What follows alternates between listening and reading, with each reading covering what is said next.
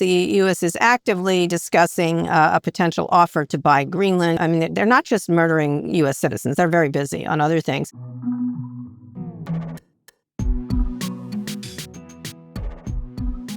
Hi, everyone. This is Pivot from New York Magazine and the Vox Media Podcast Network. I'm Kara Swisher. Scott Galloway continues to be under the weather. So I brought in two more amazing co-hosts. We've got Audie Cornish, host of CNN This Morning and the podcast The Assignment, and Bill Cohan, one of my favorite people to talk about business because there's a lot going on there, author and founding partner of Puck. Welcome, Audie and Bill. Hey, great to be here. Thank you. I had nothing to do with Scott's disappearance. Yeah. It's not that I haven't wanted to be on the show a lot. Like, I've been waiting with this quarter zip just so that I could be a part of the dialogue. Quarter zip. I did. I was like, are we talking business? Yeah. Yes. No. So I'm sure Scott's fine. I didn't do anything to him at all. No. Okay. All right. You were trying. Yes, that would be a really good show. Of Audie trying to take down the co-host. Like a Nancy Kerrigan situation. Yeah. Do you have your quarter zip on, Bill? Yeah, I do, Bill, do you have but a quarter I don't zip? have a Warner Brothers Discovery quarter zip. I wore really that just for you. I got this from David Zasloff. Himself? I technically did as well. Yeah, exactly. Yeah, he gives them out. He dresses, I'm going to say this honestly, I told him he dressed like a lesbian and he sent me this. Only lesbians can say that. I opt out. I unsubscribe. Unsubscribe. But yes, it's actually a fantastic vest. You look great in it. Thank you. It's really comfortable, and I wear it all the time. And my son this morning said, "Oh, that's the Scooby-Doo people." So I guess that is of all the things. Of all the things. That's such a reference. We're going to talk about anyway. For now, anyway. So random. Yes, so exactly. Random. We're going to talk about that, and I really enjoyed your stuff, Bill. But we've got a lot to get to today, so we're going to dig in. There's a lot of news, and the first one, obviously, is the fatal shooting of a 37-year-old woman in her car by an ICE agent in Minneapolis. It's sparking national outrage and protests again.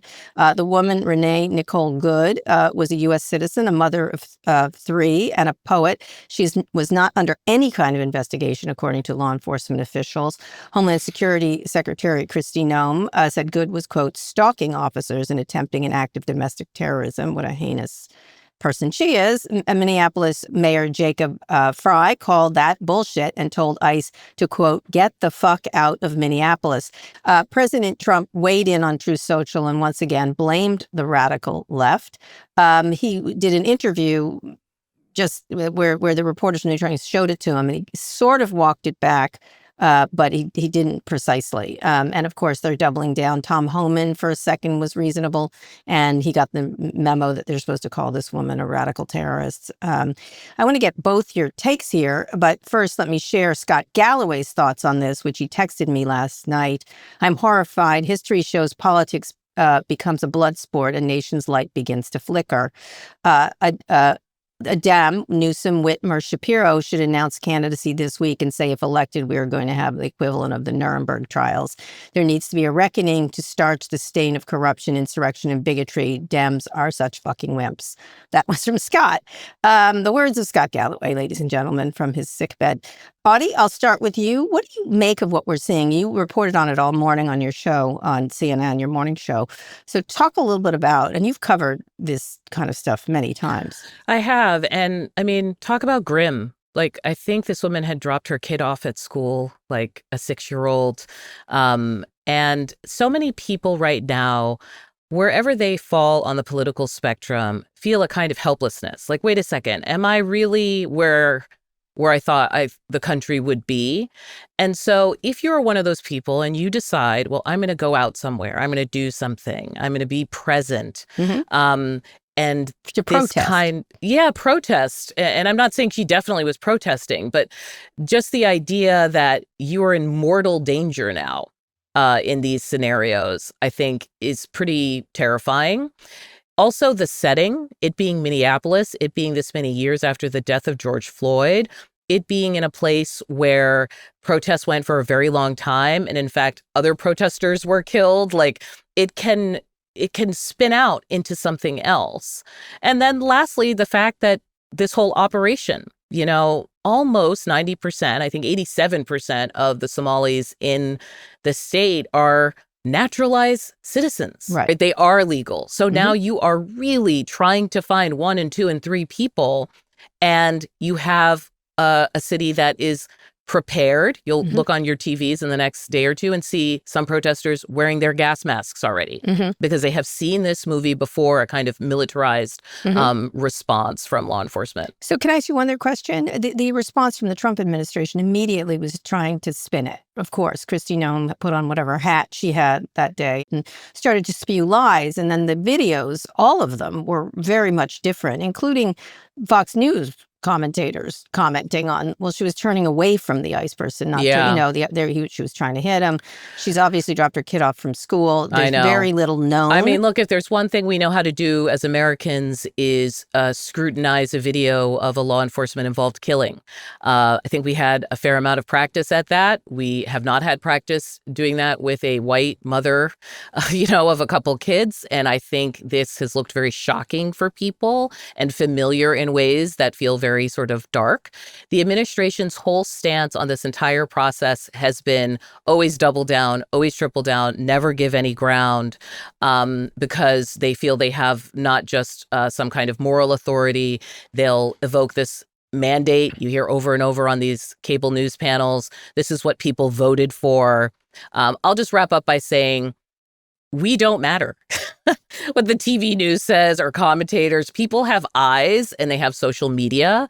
And I have watched all of these ICE enforcements and arrests and protests on social media where people offer their own commentary. And I think that is having way more impact than the administration would like to think. They want to think it's a Democratic governor somewhere saying something that's rhetoric that make people say F ICE.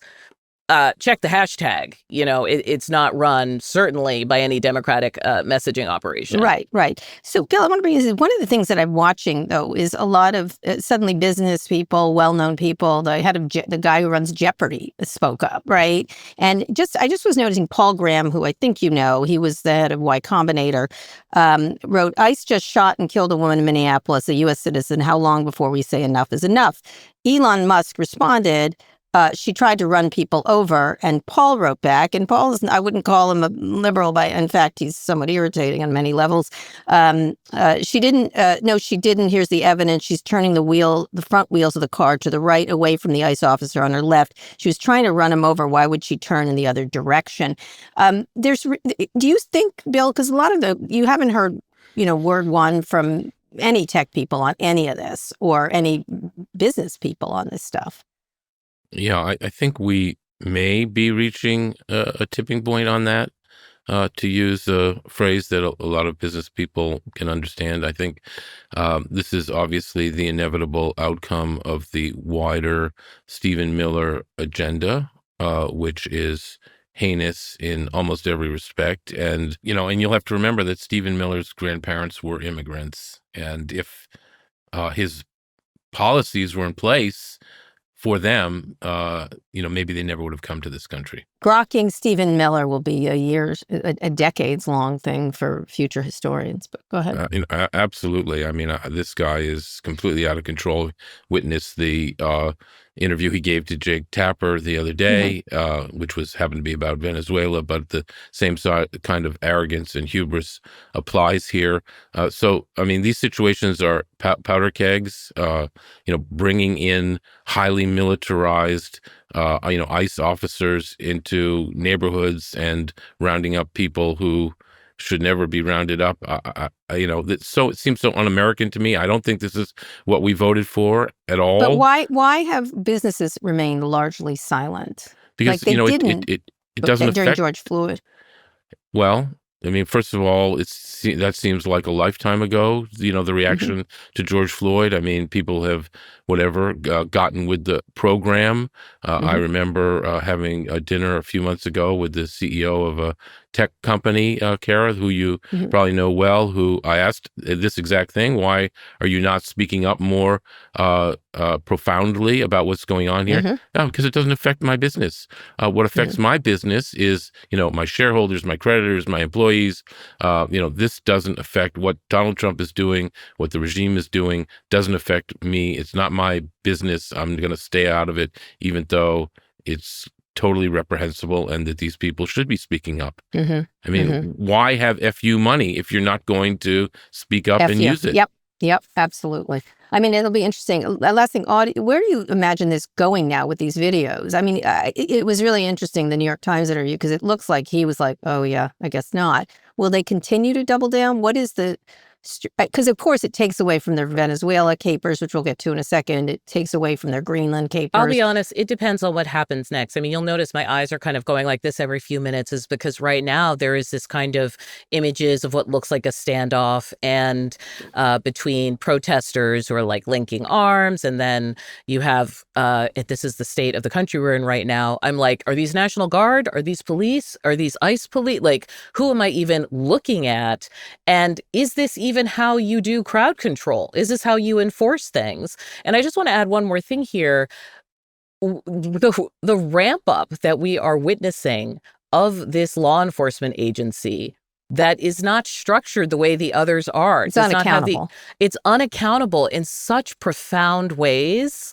And I think that I will be very curious if people feel like they voted for that. Because when I hear the manosphere and the podcast bros kind of be like, I don't know, man, I don't know if you should be, I can't believe they're doing this, I can't believe they're doing that. To me, that's now reached the stage where the average person does not perceive this as just a mass deportation of criminals.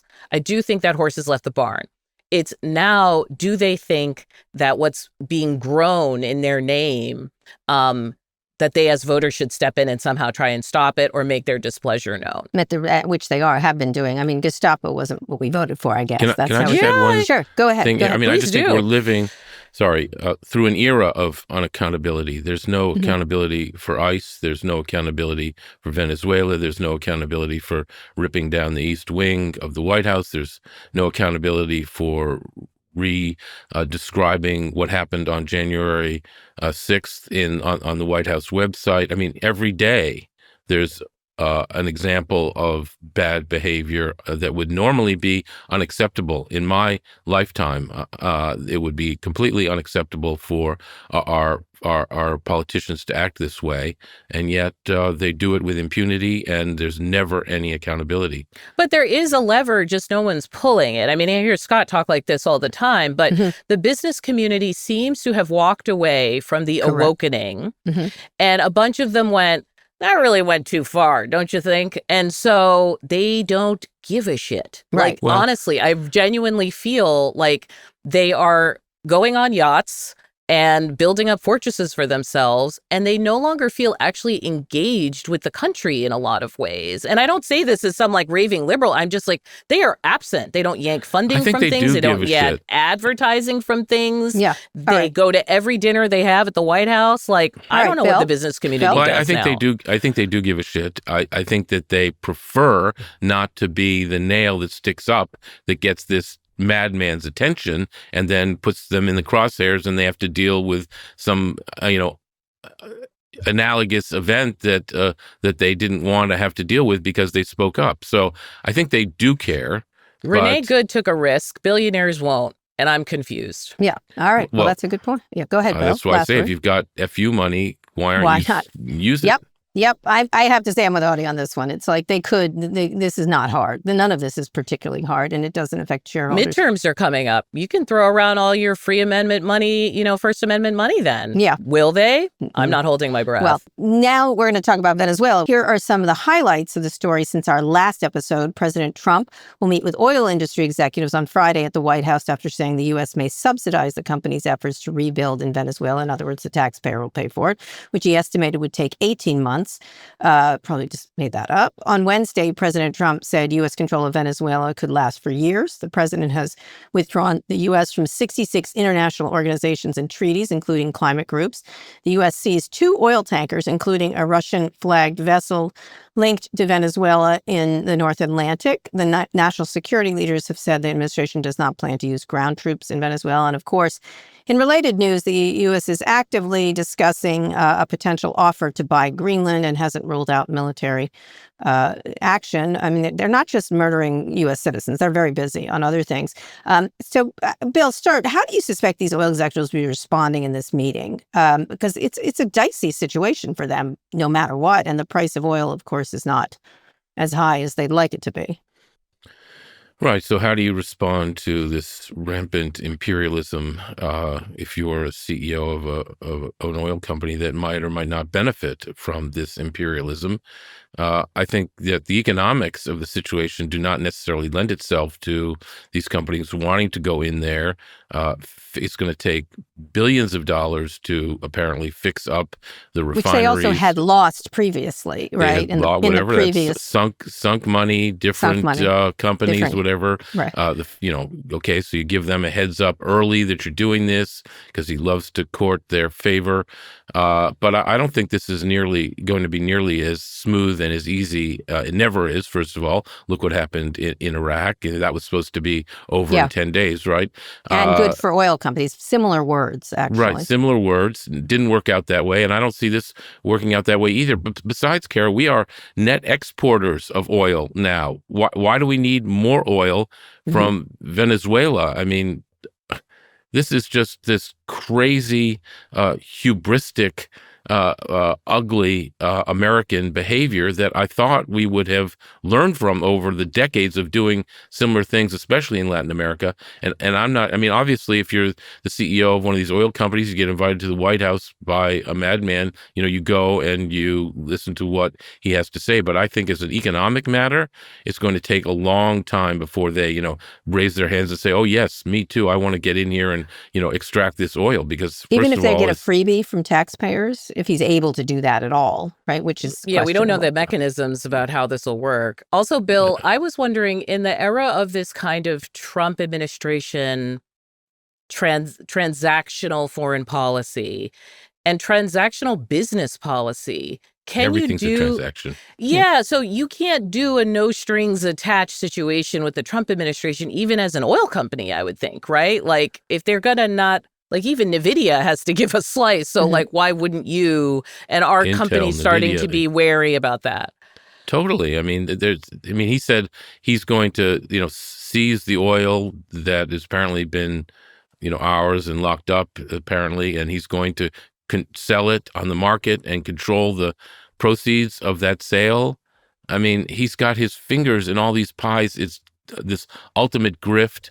The Center for American Progress has got a website now that tracks the grift. It's nearly $2 billion since Hmm. January, since he was inaugurated. This is another part of the grift, and I'm always very concerned about, you have these big exogenous events, like going into Venezuela or what happened in Minneapolis. What are they doing? What are they trying to deflect from? All Hmm. right.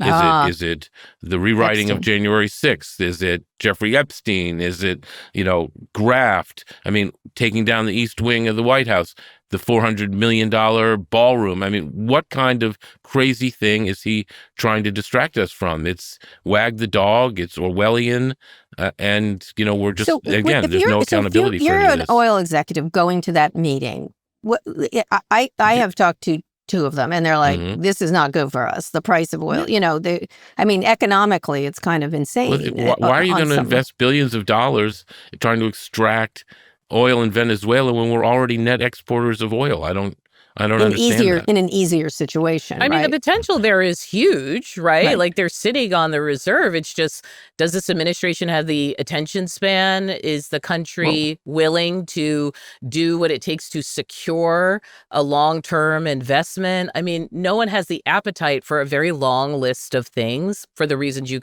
everyone has said, which is like the ghost of Iraq and that whole conversation just and haunts this foreign Chile and policy. so many others. I mean, why are we? I mean, what if the reverse situation were happening? I mean, honestly, what if Venezuela came in, kidnapped Trump and Melania, took them off in Venezuela, and then started saying, "Okay, now we own Exxon, Chevron, and all the Conoco and all the other oil companies, and we're just going to extract all the oil because we want to." I mean, Right? No, I it have doesn't. to, Kara, I want to raise something with you and Sure. get your point of view, which is that there's a lot of people who would say all the Trump people really do is overt versions of things that the U.S. has always done covertly. Yes. So the long list of Latin American regime change and interventions, I'm just going to pick a date and go back to like 51 or something. Now the only difference is they just do it, right? And instead of us playing this like absurd game with Donald Rumsfeld about oil and whether it's the oil and whether it's not, and then Jim Baker is like, oh, it's definitely oil. I mean, just nonsense. Now we just have people saying the thing. They're saying it's oil. Yeah. And like, is there something to be said for like you're addressing everything more directly? And number two, what is for Democrats, what's their response? What are you going to tell a Venezuelan expat? Like, well, we really want that dictator to stay because we don't like the way they're doing this. As many people point out, Maduro is an autocrat and a very tyrannical one, right? It's not like, I think his own people knifed him in the back. That's my take on the whole thing is Delcy, who looks harmless but is not in any way. She was head of the intelligence That's correct. department at one point, and she was head of the oil. Like, that regime is still there. They're violent. They're repressive. They're turning on each other. And if you're a Democrat, do you just say, but actually he needs to come to Congress, appropriations, something, when you have all these people in the country saying, we needed the help. Maybe we want to thank Trump for doing this thing. They do. I mean, but it's hardly pointful. He's not the president of Venezuela, so who cares? It's not his job. I mean, I think a lot of Venezuelans in Florida do. Like, yes, I think expats who have left, right? They're a very different group of people than people there. I just did a long podcast with a historian, David Sanger, and some others about this.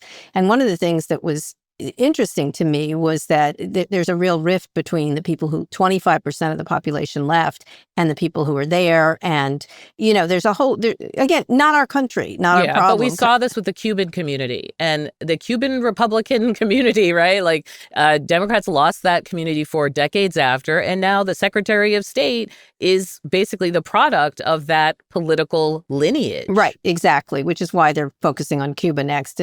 But one of the things is, I think, criming in plain sight is what you're asking about. They're criming in plain sight. I do think there are, one of the things, the response was that no one's ever done this. I'm like, hold my beer. Yes, they did. Panama. Yes, they did. Haiti. Yes, we did. Iraq, Iran, like Chile. Like, yes, we did. And except what Donald Trump is doing is not saying, oh, it's a democracy thing. Oh, it's because of this.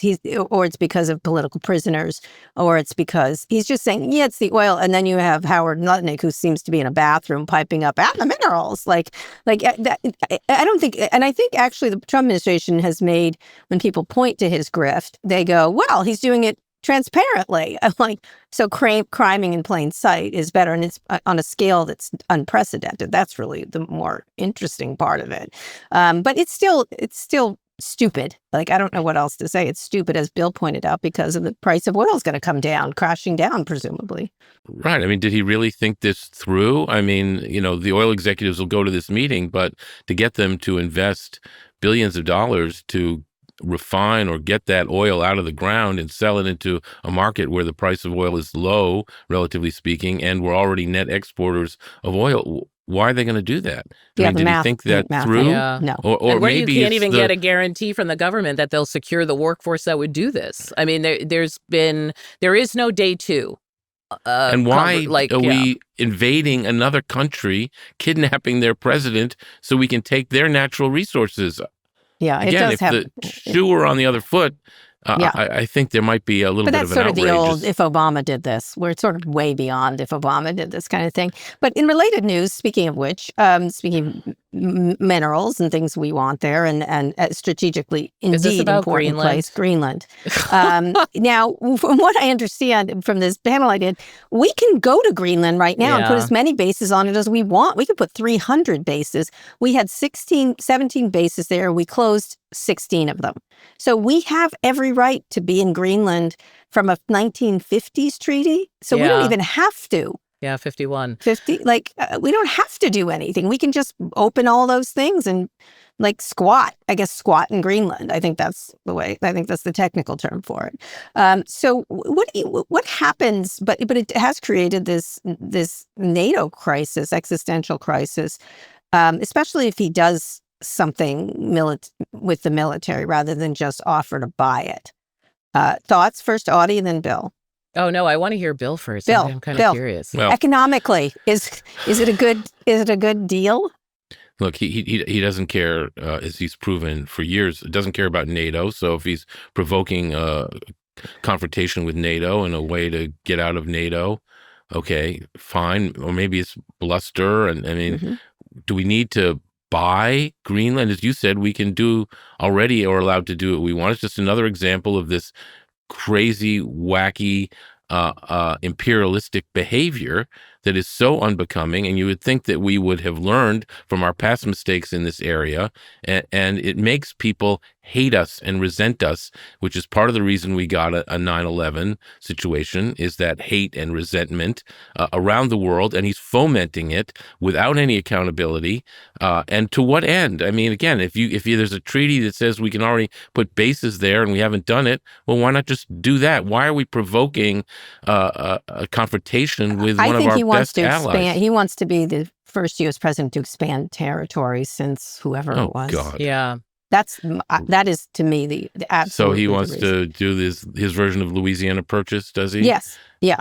Yeah. He could Well, be. he There wants are his, aspects he wants of his his foreign... face on Mount Rushmore. He wants his face on the coin. On a coin, yeah. He's building his $400 million ballroom. I mean, this guy... Never going to get built. I'm just telling you, never going to get built. That's my feeling. My thoughts is that, I think it's baffling for all of us because he tends to, first of all, his ideas of foreign policy are often frozen in particular vintage, right? It's like he really does just care a lot about tariffs. He thinks that's the way to do it. And so tariffs it is, resources and transactional, I think Google called it transactional predation of resources.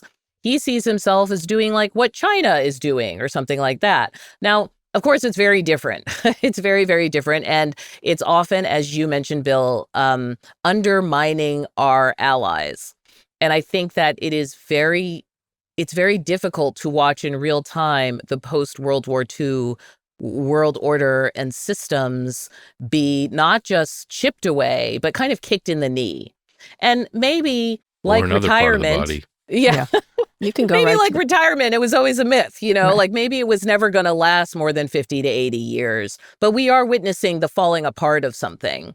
That doesn't mean that something else can't be rebuilt in its place.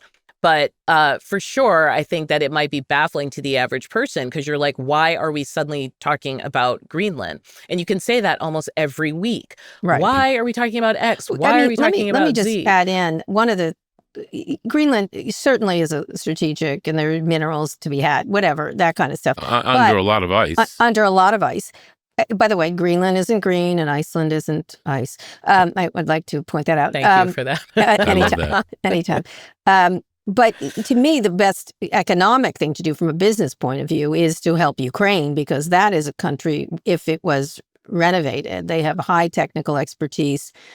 We would, speaking of U.S. benefiting economically, that's our best economic bet to get. That's like the one thing we won't do. We won't right? do, It's which like is we're doing shove the Russians out and create a very vibrant, technologically forward. We would make a lot of bank there versus a Greenland or a Venezuela or anywhere else. To me, if that's your criteria, is what's the best deal?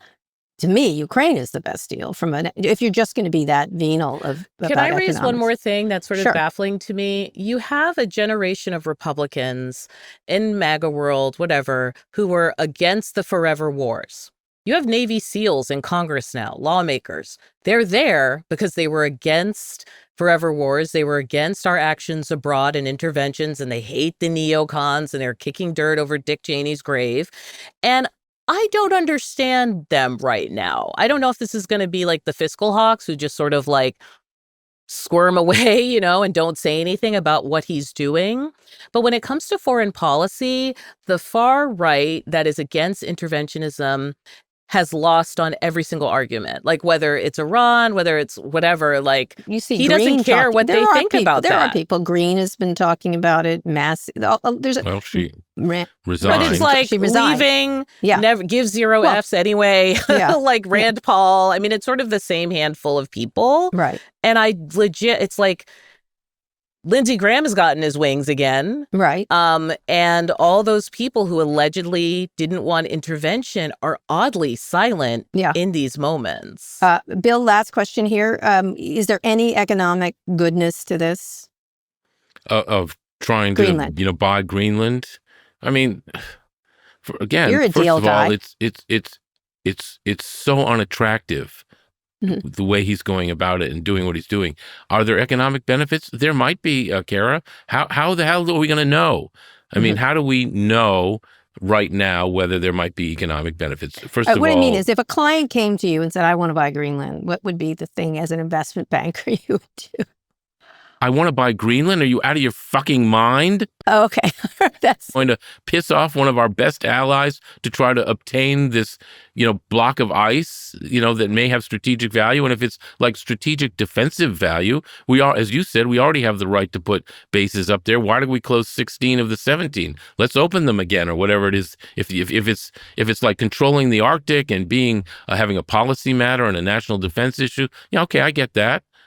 But what, you want to mine for minerals under a mile of ice? Yeah, that might work. Maybe, with global warming. Of course, that's not an issue anymore. We're not warming up anymore, apparently. So it's going to be like many millennium before we get under that ice. To a client like that. I'm curious. We're going to move on. That's the way I would speak to them now. Last thing. One thing, Bill. I think there's so much foreign policy action that I think when you look at, say, the Abraham Accords for the Trump administration, they feel like if you can get people doing business together, that inherently creates the environment for peaceful interaction, that the money is what is going to make those things work, not arbitrary red lines in diplomatic conference rooms. Maybe, I guess I just want your opinion. It's been a graft for the Trump administration and the Trump family. Yes. It's all been about graft. It hasn't been about opening up. Well, really, technically grift, but graft too. All right, when we get, we're going to take a quick break. When we come back, maybe I've coined a new term. Bill's and my favorite topic, Warner Brothers rebuffs Paramount again, no surprise. I'm back with Audie Cornish and Bill Cohan. Warner Brothers Discovery has rejected Paramount's latest buyout offer, urging its shareholders to stick with Netflix. Warner Brothers said Paramount's bid was not superior to the $72 billion Netflix offer for its studios and streaming businesses. The board also flagged the uncertainty risk around Paramount's offer, saying it would effectively be a leveraged buyout, the largest in history. This comes after Larry Ellison stepped in to personally backstop Paramount's offer with a $40 billion equity guarantee. And just a little while ago, Paramount reaffirmed its $30 a share all-cash offer for Warner Brothers. No more, Bill.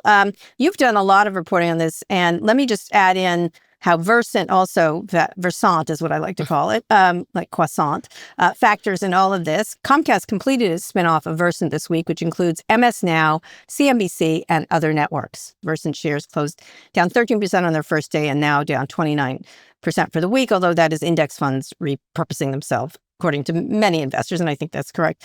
All while Paramount has been arguing that Warner's cable channels stub are worth around $1 a share. Let's talk a little bit about this. Now, Audie works for CNN, which is... Yeah, that's my disclaimer. That's your WBD disclaimer. Is the parent company. Is the parent company. CNN, I am a contributor to them, but I will be leaving if Paramount gets it. So I don't give a fuck.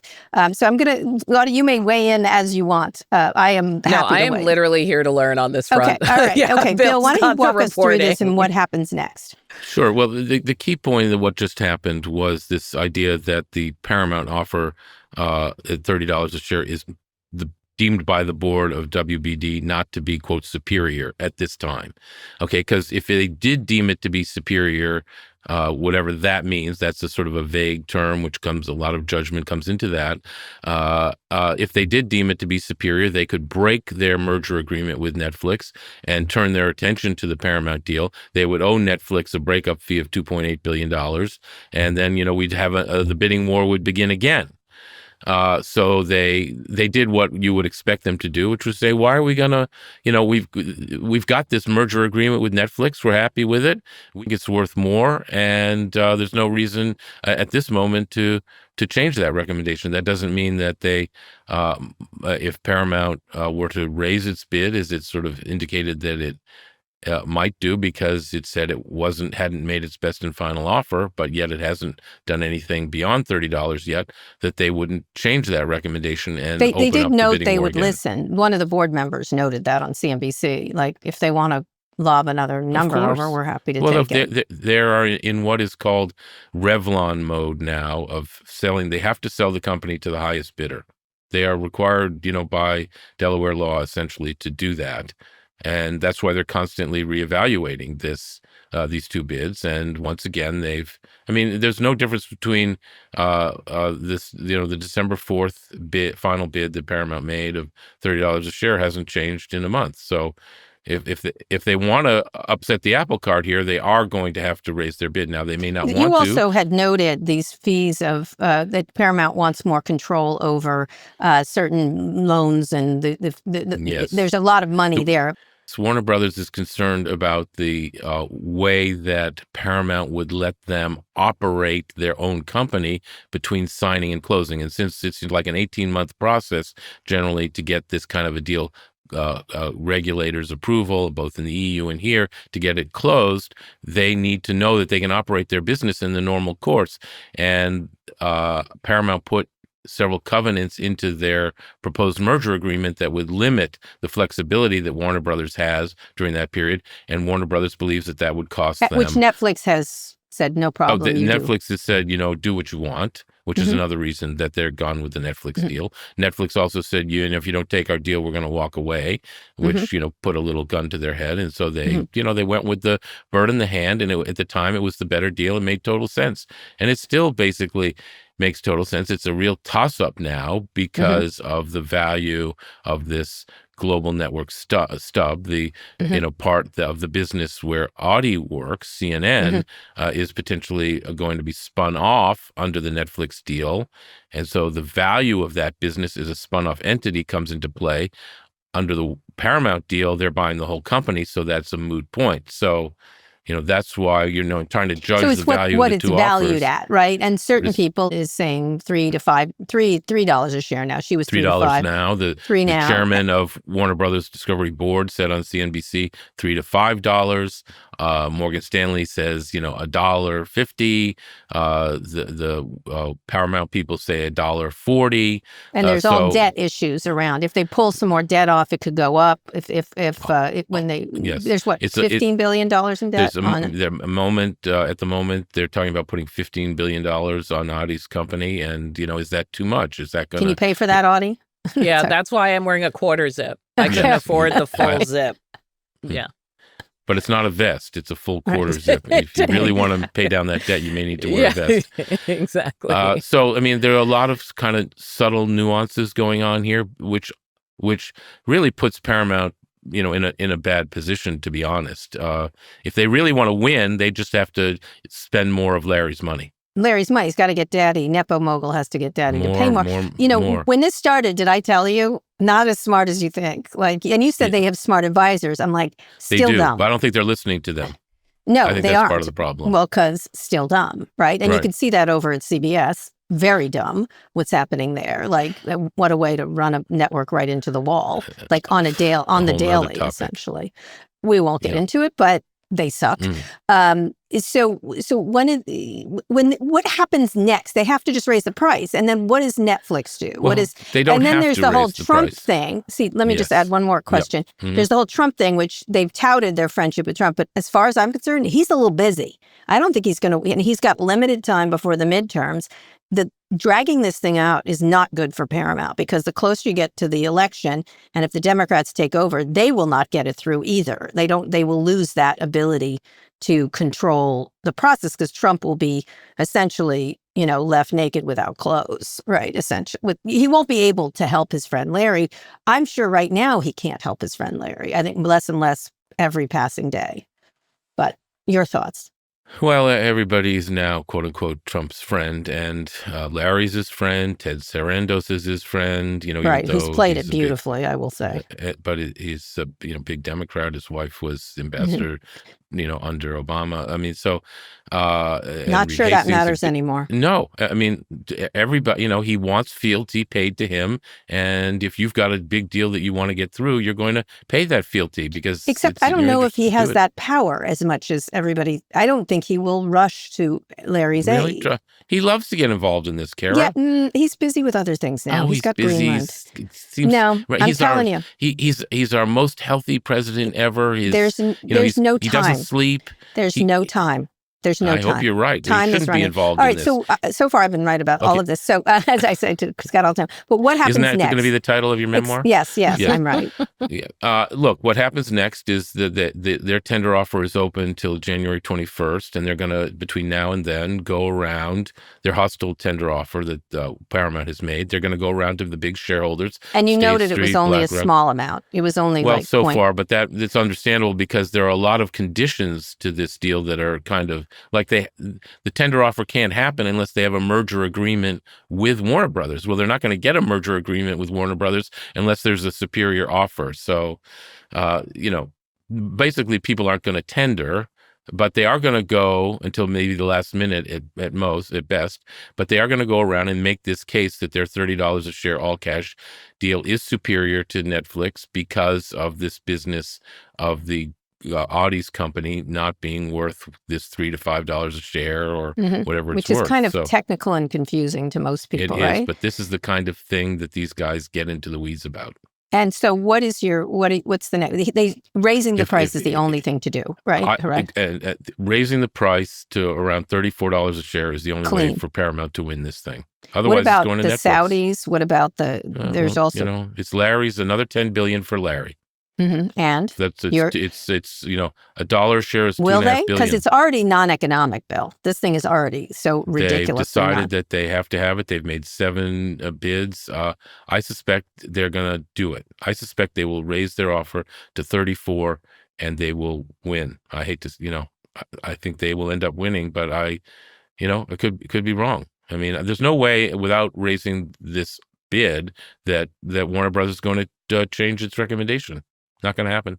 I don't know about that, but I think if they do win, they're not going to get it through. That's too much. The time is too short. And by that time, it will be the Democrats calling for blood. And then it will be ugly. Well, there's also a risk that Netflix won't get their deal done either. Yes, but that's fine, but it's not the same thing, right? It's not like this, I'm the best. Their whole argument has been, I'm the best friend of... well, right. And it's a stupid argument. Well... It's so transactional. What have you done for me this week? Did you donate to my ballroom this week or not? Did you, But then Ted could do the same thing. A lot of the stuff Larry can do, Ted can do. Comcast did it, which was quite surprising. But, me. everybody is paying fealty now, right. Kara. So, Audie, any thoughts? I know that coming from NPR and coming from nonprofit, what are we going to do? The politics will change. That I was not fully prepared for corporate media. And it has been an education, for sure. It's been an education.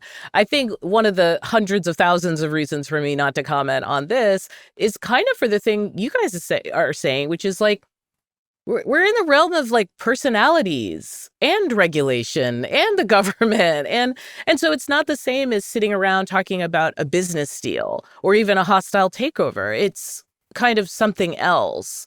And if you notice people not speaking up, I mean, we can't, right? Because we're in the middle of a regulatory issue.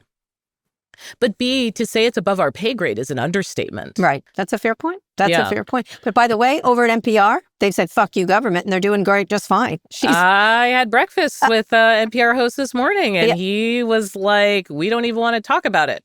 Also, but the thing is, they've moved on, and they're doing rather well under Catherine Mayer. It was always, like I said, it was always haunting us there. Now it doesn't. Know? Now they're now free. It's now you got to just compete in the marketplace. But lucky for them, they do fundamentally have a brand people trust. Yeah. Yeah. I think the way to go is fuck you. For a president to be sticking his fingers into an individual deal, is not normal. There are agencies that are supposed to be at arm's length that deal with these issues, and that's the way it has worked. Yes. But this president likes to get his fingers I have into all people these things. often. Let me end on this. I have a lot of people like always go, a couple of years ago would be like, can you believe he did this? And I was like, I do. I believe it. He's done it 7 times before. Let me tell you, he does it. See Greenland, see Venezuela, see. That's why, Kara, he this. does have time for this. Yeah. He makes time for this kind of crazy shit. I don't think so. All right, well. I think they have taken far too long for this. Well, they could have done the 34. I hope you are right. If they were smarter. But we'll see. We'll see. And by the way, and if they don't do it, he is holding a very expensive leaky. Larry has bought himself an expensive leaky yacht that he is going to not know how to unload because there's no way around. It's too small. But without doing this, it's only a $6 billion, only a $6 billion equity bet for him. So if he loses $6 billion. I'm saying he's just a. Yeah, no, that's why they're serious about trying to do it. You know, he's a hobbit. They know that they're at a. He's a hobbit. They know that they're at a strategic disadvantage without it. And even with it, still a hobbit. Anyway, let's go, because hello, YouTube, by the way. All right, let's go on a quick break. When we come back, Grok hits despicable new lows. Oh, we're back with another headline. Elon Musk's AI chatbot Grok is facing criticism from governments around the world as it continues to create sexualized images of women and children. Grok Imagine, an AI image generator, includes a spicy mode that can generate adult content. Meanwhile, Musk's XAI says it raised $20 billion in funding round, exceeding the target of $15 billion, including from Fidelity.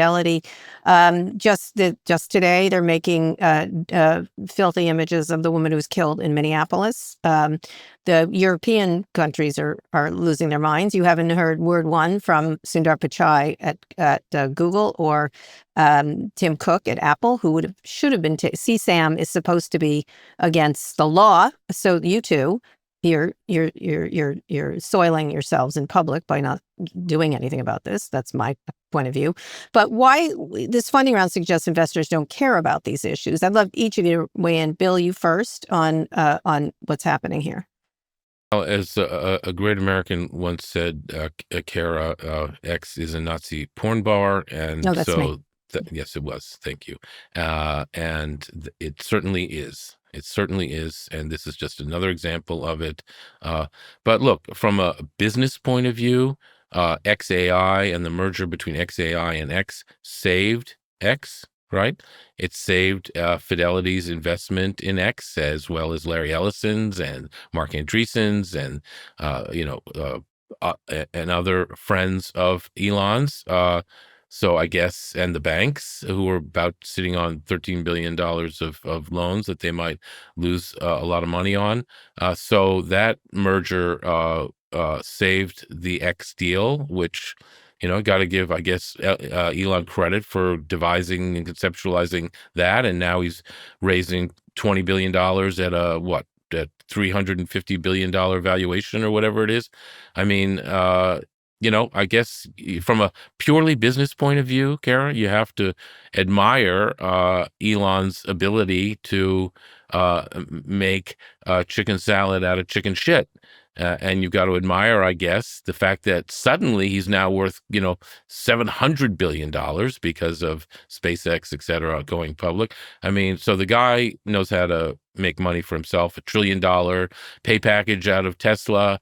His old pay package was reinstated by the courts. I mean, so, all right, on one level, you have to kind of admire that if you're an American who believes in sort of Darwinian capitalism. On the other hand, you expect Elon Musk, and you know this better than anyone, to eliminate these images and go, whole hog on trying to reduce the Nazi porn bar aspect of what he's created here. So why haven't this is CSAM? This is porn of children. Like I think he would utterly allow porn of women. I think he's a misogynist. So that's water under the bridge for him, so to speak. But with children, this is something that usually sets off a firestorm, a problem. Any reason why they're like fine with CSAM? I mean, again, does Elon Musk like to do the right thing when it comes to these things, or does he just like to claim it's free speech and whatever, let it ride? I mean, he reinstated Trump. I wouldn't lose sleep or hold my breath thinking that Elon Musk is going to do the right thing here, but he might do that one simple basic thing that is so obvious that has to be done, meanwhile leaving the rest of the Nazi porn bar to thrive. So Yeah. Audie, thoughts?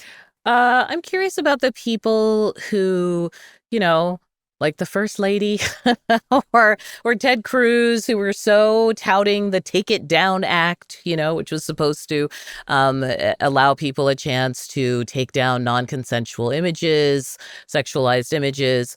And Marsha Blackburn. Yeah, again, it's one of those moments where you're like, do you actually care about this or do you not care about this? The other thing I think about is there's this weird collision course between the very moneyed aspect of AI and that culture, which says onward, no matter what, and a pretty broad-based, not quite a moral panic yet, but very much something brewing among parents and in school systems where they're like, ban phones, and we're Australia. We're saying kids can't even be on there. We're on a collision course. And sometimes it feels like the industry, their plan is just to outrace us.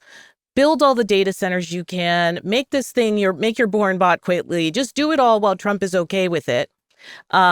And then people can't really stop you. Yeah, that is their policy for everything, by the way. Yeah, and like Amazon and taxes. But it's not 1995. Nobody is looking at the industry and being like, well, they do have our interest at heart and they might cure cancer. No one is saying that. Everybody is just like, I want to throw my phone out the window. I hate this. I'm not on socials anymore. I'm a teen in a Luddite club. Like, the backlash is real. And I'm very curious about going forward if that turns into a political action, so to speak. Is there a candidate who represents that? I will speak to that. I think the CSAM stuff is going to kill them. This is where it stops. And you've noticed that Google settled with the parents of Unchat character AI. I don't know what the settlement is, and I did interview that mother, and I've interviewed. I've been interviewing a lot of these parents because it's a big issue since 2023. I've been doing it. Yeah. But at a certain point, it won't be settlements, right? It'll be, you know what?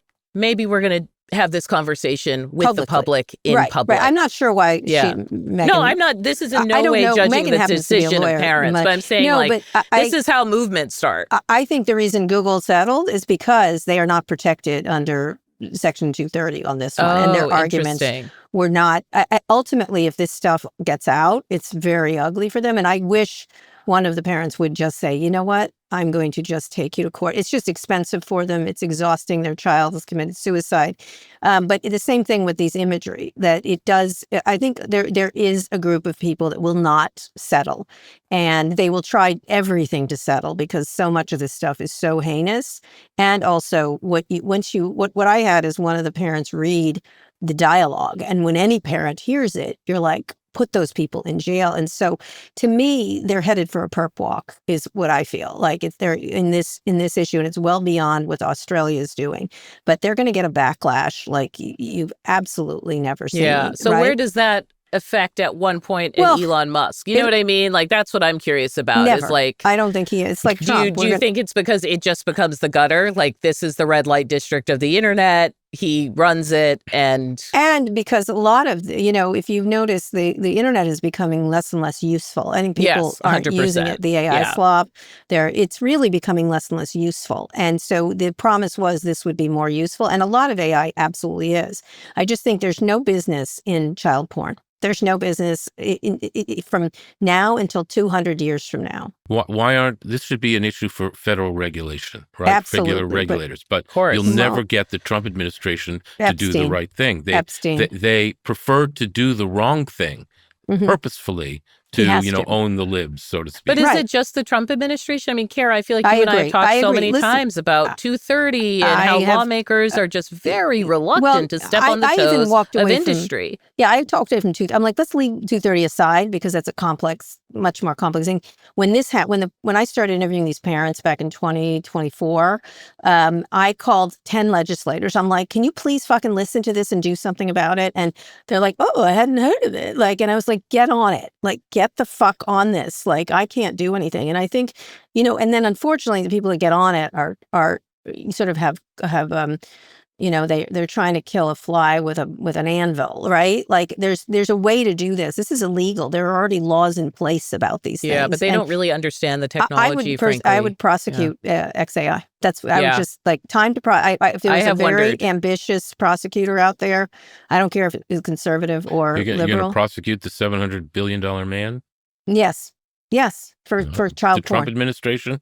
No, I would do it state. I do one of the big states, just like in order to have people talking about it, right? Because he's the one I would go for because he's the biggest and the most villainous. He's the most villainous. Anyway, we'll see what happens here. But let me just say, I'm going to look, it's mostly Elon Musk's fault because he doesn't give a fuck. Obviously, he brought back Andrew Tate and others who are just heinous creatures. But ultimately, Sundar Pichai and Tim Cook, you're soiling yourself in public by letting this continue. You're supposed when you say by letting, you mean not speaking out, not coming out with counter technology? They took down a lot of that that January 6th stuff pretty quickly when I did that one interview with the guy from whatever that site that was used for planning. They've acted before in the App Store, but this is child porn and you own this, both of you. I'm sorry. Anyway, they're in a position to stop it, like for at least speak out against it or temporarily stop it and get him to do something about it. Anyway, one more quick break. We'll be back for predictions. Okay, Audie and Bill, let's hear some predictions. I will go last. You will go. I shall go last. Who wants to go first? That's Bill. not fair. Okay, I'll go first. I have two predictions, Kara. One is that I do think AI valuations are going to return to Earth in 2026, the latter half of 2026.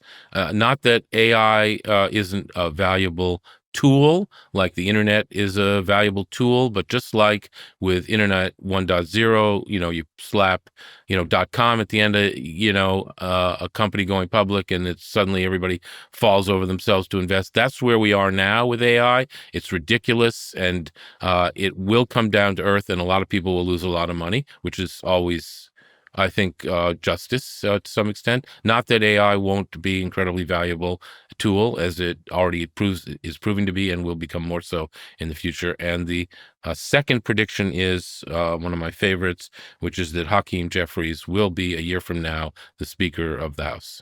If not sooner. Yeah, more and more people are talking like that, frankly. Yeah. It's very sooner the better, as far as I'm concerned. All right, Audie?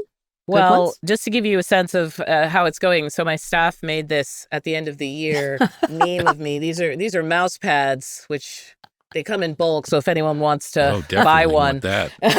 This is fine. Like our merch, and a likeness of me that was startlingly accurate. Yeah, because every day there's been something. Mm-hmm. I would say that this is maybe more a wish. I predict there will be a movement of human verified social media apps, that someone is going to find a way to tap into the market of people who want to avoid AI slop and imagery. And I was thinking of this when I saw Adam Mosseri of Instagram do this big carousel little essay where he was basically saying, like, Instagram as we know it is going to be pretty much dead under this scenario. And here are the things you need to think about. And the first thing I thought is there's going to be someone who makes an app that somehow is human verifiable and that people are really gonna want that. Yeah, or else get off. I mean, there's a trend among young people of getting off completely. Because as you said, if it's not useful, then you can't find your way to it in the day. TikTok is useful for people right now because it's TV to them. They are being entertained by this thing on a loop. But if they're no longer entertained because what they're seeing is an algorithm owned by, the government's friends or just AI slop, and by slop, I mean everything that is just generated for generating's sake. Why? If you're 14, 15, why? The head of Roku, who's a really smart guy, Anthony Wood, founder and CEO, did say that he thought there was going to be an AI generated movie hit. He's always talked about the back end, and I think he's completely right. When I interviewed the head of Runway, same thing. There's a lot of back end efficiencies about to be imposed upon Hollywood, and that will be helpful for their business.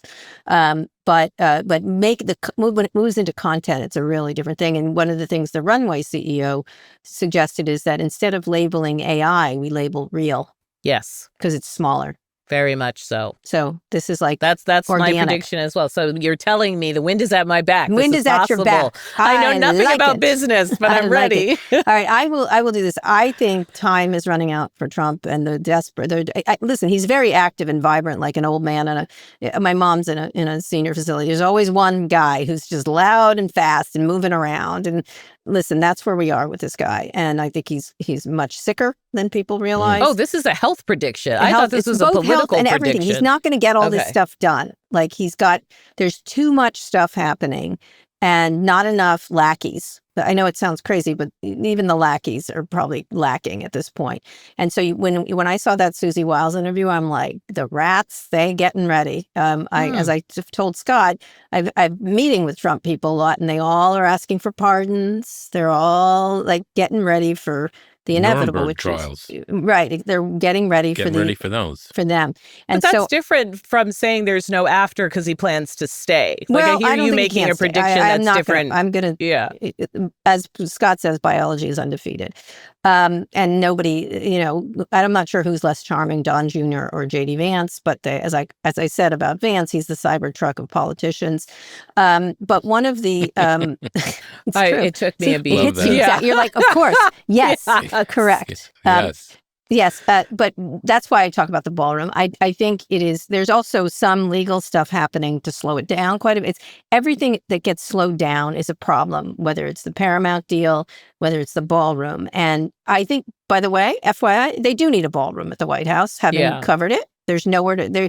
As odd as it's it always seems, a bunch of tents. It's when they a have bunch something. of tents, and there's small rooms. They really are, people, and the offices are small. It's really quite fun to go there, but at the same time, you're like, what a shitty office this is. And so there needs to be some renovation. Just the way it was done was, of course, awful. But I don't think you're going to get the huge ballroom. I don't think he's going to get what he wants. And I think the gold leaf is going to come down, and they will have a decent, better side to it, and that's okay. But the big one isn't going to happen. I'm sorry to say, he's not going to get his triumphal arch either. So, Is but he going to get his face on Mount Rushmore or on the I coins? don't care. Do you care? The coins might happen. He can have the coins. I don't care. Like at a certain point, you're like, yeah, give him a coin. Why not? Like and Mount Rushmore, none of us mentioned I don't care. The 250-year anniversary. I mean, we're about to see. I think propaganda is actually the safest word to use definitionally here. Kara, I'll defer to you because that's your area of expertise. Is the correct word. Because it's going to be the country's birthday in his frame. That's right. Just completely in the context of him, which is well done steaks and. Bobby Van. It's a UFC octagon. It's whatever. I mean, just something. Something that could be very sort of academic and a little sleepy and history nerd in another year is going to be something else. Yeah, I just think I don't care. Go ahead, go for it, old man. It's your last hurrah. Go for it. I'm not going to get mad about those things. Anyway, so we'll see about that. But it's time, TikTok, as they say. Yeah. Anyway, I really appreciate it. But let me just read this. We want to hear from you. Send us your questions about business. If you don't agree with me or Bill or Audie or whatever's on your mind, go to nymag.com/pivot. Submit a question for the show or a comment, or call 855-51-PIVOT. Again, that is the show. Thank you so much. Audie and Bill came on at the last minute, and I really appreciate it. It was incredibly substantive and really helpful for people because now the total news... honor to meet you this way. This is so cool. Please. Thank you, Kara. You had a great job together, too. Thank you had a nice rapport, the two of you. Day. Anyway, and the thing is, the last show was Brooke Hammerling, Stephanie Rule, and Don Lemon, and all they talked about was, speaking of gay porn, heated rivalry. So this was a little different. All right, well, ask me back to this show. I don't want to have to harm Scott every time I want to come back. Don't you worry. Absolutely. Both ridiculous. of you have been valued contributors to a lot of my podcasts, and I really appreciate it. So please watch, listen to, and read all the amazing work they're doing at CNN and Puck. Audie has the morning show. Bill has a must read. Absolute must read. Column that is so helpful to me in understanding these things. Anyway, thanks for listening to Pivot, and be sure to like and subscribe to our YouTube channel. I'm just doing rather well, I have to say. We'll be back next week, and I will read us out. Today's show was produced by Lara Naaman, Zoë Marcus, and Taylor Griffin. Ernie Enderdutt engineered this episode. Manolo Moreno edited this video. Nishat Kurwa is Vox Media's executive producer of podcasts. Make sure to follow Pivot on your favorite podcast platform. Thanks for listening to Pivot from New York Magazine and Vox Media. You can subscribe to the magazine at nymag.com/pod. We'll be back next week for another breakdown of all things tech and business. Scott, come home.